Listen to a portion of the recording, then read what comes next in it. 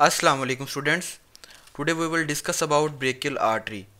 मैंने जो axillary artery आपको बताई थी ना, एक्सिलरी आर्टरी के बाद जो टीरिस मेजर जब मसल्स आता है हमारी बॉडी में, टीरिस मेजर मसल्स के बाद जब हमारी आर्टरी स्टार्ट होती है उसे कहते हैं brachial artery.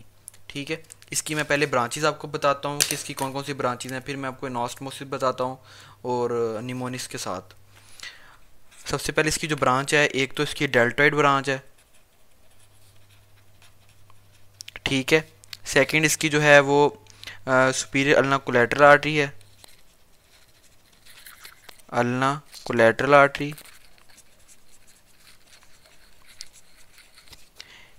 Inferior ulna collateral artery भी होती है एक ब्रांच। ठीक है, इसके अलावा जो इसकी ब्रांच है वो कोलेटरल आर्टरी। ठीक है, और इसके अलावा जो होती है ब्रांच वो इसकी होती है अल्ना और रेडियल, जो कि क्यूबोइडल फोसा से क्रॉस करती है तो अल्ना और रेडियल में टर्मिनल ब्रांचेस दे देती है। वैसे तो बुक में नहीं लिखा होता, लेकिन सुपीरियर, इन्फीरियर और मिडिल अल्ना कोलेटरल आर्टरी भी होता है, कुछ आर्टिकल्स में कहीं ना कहीं लिखा होता है। लेकिन खैर, आपने करना है तो कर लें, वरना रहने दीजिएगा। मिडिल अल्ना कोलेटरल आर्टरी एक एक जो ब्रांच होती है वो उसकी न्यूट्रिएंट ब्रांच होती है। न्यूट्रिएंट ब्रांच मतलब हर बोन को ना आर्टरी खुद, जो बोन्स होती है ना उन्हें भी एक आर्टरी सप्लाई होती है। लाइक ये बोन है तो इसमें कैविटी होगी, यहाँ से बोन को भी एक आर्टरी सप्लाई होगी। ठीक है, और artery supply of long bone पे मैं जनरल एनाटॉमी वैसे वीडियो बनाऊंगा इंशाल्लाह। न्यूट्रिएंट आर्टरी ये आपका हो गया। ठीक है, ये आपकी सारी की ब्रांचेस। ओके, अब मैं आपको बताता हूँ कि ब्रेकियल आर्टरी में कहाँ कहाँ क्लिनिकल सारा कुछ इसका बताता हूँ। पहले मैं आपको डायग्रामेटिकली बता देता हूँ कि कौन कौन सा होता है। ये देखें, फॉर एग्जांपल ये आप देख सकते हैं कि ये आपकी जो है एक्सिलरी आर्टरी है, और इसके बाद इसने एंटीरियर और पोस्टीरियर सर्कमफ्लेक्स ब्रांच दी। ठीक है, ये मैंने आपको इस वजह से बता रहा हूँ क्योंकि जब एक्सिलरी आर्टरी यहाँ पे टीरिस मेजर पड़ा होता है इस जगह पे। ठीक है, ये पोस्टीरियर ऑफ द स्कैपुला से आता है और आके यहाँ पे आके लग जाता है ये मीडियल साइड पे ह्यूमरस की। अब यहाँ से लगता है ना, जब एक्सिलरी आर्टरी से क्रॉस करती है तो इसके क्रॉस करने के बाद ही इस जगह पे, ये जो जगह है यहाँ, इसके बाद ये अपनी ब्रांचेस देती है, जो कि मैंने आपको बताया कि एक डीप ब्रेकियल आर्टरी होती है जिसे हम प्रोफंडा ब्रेकियल आर्टरी भी कहते हैं। मतलब डीप कहते हैं या प्रोफंडा ब्रेकियल आर्टरी कहते हैं, एक ही बात है। ये पोस्टीरियर साइड से जाती है।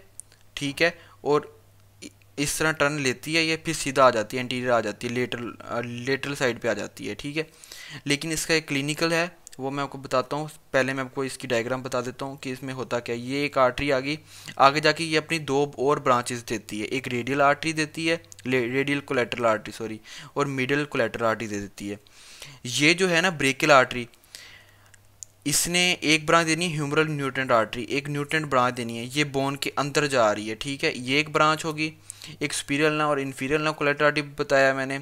सुपीरियर जो है वो इससे पहले निकल आती है, ह्यूमरल न्यूट्रेंट आर्टरी से पहले, और एक इन्फीरियर ना कोलेटरल आर्टरी जो बाद में आती है। ठीक है, ये इसकी ब्रांचेज होगी। अब ये एनास्टोमोसिस भी बनाती है। ये देखें कि क्यूबिटल फोसा वाली साइड है। ठीक है, यहाँ पे आके इसने टर्मिनल ब्रांचेज दे दी, रेडियल आर्टरी और अल्ना आर्टरी। ठीक है, अब जो अल्ना आर्टरी है ना, अल्ना आर्टरी, वहाँ से दो और आर्टरीज रिकरेंट आर्टरी आएंगी जो वापस मुड़ती हैं ना, आर्टरीज वापस जो आती हैं दोबारा, जहाँ से ओरिजिन लेती हैं वहाँ उसी साइड से बैक साइड पे जाती हैं, उसे कहते हैं रिकरेंट। तो दो हैं आर्टरीज अल्ना आर्टरी की ब्रांचेस, ये अल्ना आर्टरी है आपकी। ठीक है, ये दो ब्रांचेस हैं। एक एंटीरियर अल्ना कोलेटरल आर्टरी है, सॉरी रिकरेंट आर्टरी, आपने रिकरेंट याद रखना है, और एक होती है पोस्टीरियर अल्ना रिकरेंट आर्टरी। अब इसका एनास्टोमोसिस जो होता है वो सुपीरियर अल्ना कोलेटरल आर्टरी और इन्फीरियर अल्ना कोलेटरल आर्टरी के साथ होता है, लेकिन इसका निमोनिक्स बता देता हूँ ताकि आपको अच्छी तरीके से क्लियर हो जाएगा। सो लेट्स स्टार्ट, जो कि हमारे निमोनिक्स काफ़ी जगहों पे इंडिया वाले भी बड़ा पसंद कर रहे हैं। Thank you so much. सबसे पहले मैं आपको बताता हूँ कि एक निमोनिक्स है, आई एम प्रीटी स्मार्ट।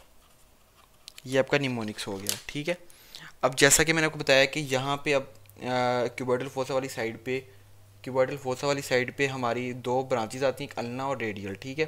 अब अल्ना से भी दो निकलेंगी रिकरेंट ब्रांच, एक एंटीरियर एक पोस्टीरियर अल्ना रिकरेंट ब्रांच, ठीक है। वो एनॉस्टमोसिस बनाएंगी सुपीरियर अल्ना और इन्फीरियर अल्ना कोलेटरल आर्टरी के साथ। तो अब मैं आपको बताता हूँ कि आई से क्या बनेगा, इन्फीरियर अल्ना कोलेटरल आर्टरी, ठीक है। और एम से क्या बनेगा, ए से एंटीरियर अल्ना रिकरेंट।